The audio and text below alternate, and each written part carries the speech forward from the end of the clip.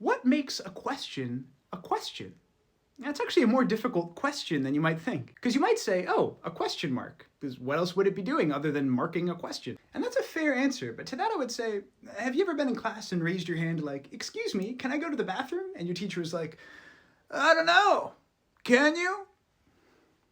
Yes, obviously. And the reason that's so frustrating is because your teacher is willfully ignoring the intention behind your speech act. When you ask a question like, can I go to the bathroom, it is obvious to everyone involved in that interaction that, of course, you are physically capable of going to the bathroom. So it's not really a question, it's more so a request. Just like, could you pass me the salt? Or could you call me back around 8? Now to that you might say, isn't a request just another type of question? And to that, well, here, actually, let me give you another example and tell me what you think.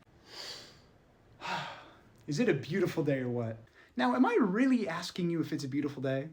No, right? Because I already know it's a beautiful day, that's why I said that. But instead of just saying it's a beautiful day, I frame it as a question to offer you the chance to respond and affirm the beauty of this day that we're sharing together. And here's where we can unravel the confusion of what a question actually is. In English, we use different sentence structures to grammatically convey whether something is a statement or a question. That's the difference between it is a beautiful day and is it a beautiful day?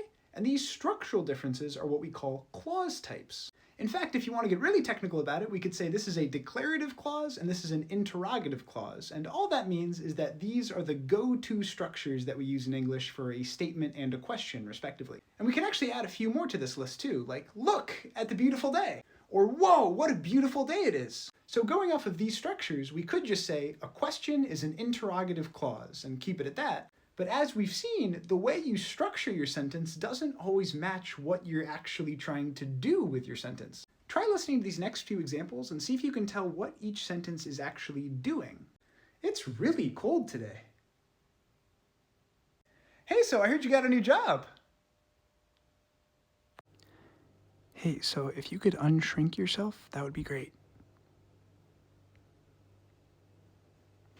You gotta stop doing that. So all of those were said in very different social contexts, but you might have also noticed that they were all declarative clauses, like just normal run-of-the-mill sentences. But despite that, they all did different things. In other words, they were different speech acts. With one of them, I asserted how I feel about a situation. With another one, I basically asked you to give me more information. And finally, with the last one, I commanded you to do something. Now, speech acts and the exact differences between them are notoriously difficult to pin down. But using this pragmatic framework, we could think of a question as something we say to try to get information from someone else. I hope you enjoyed this introduction, and let me know if there's anything else you want me to talk about. In the meantime, I command you to have a wonderful rest of your day.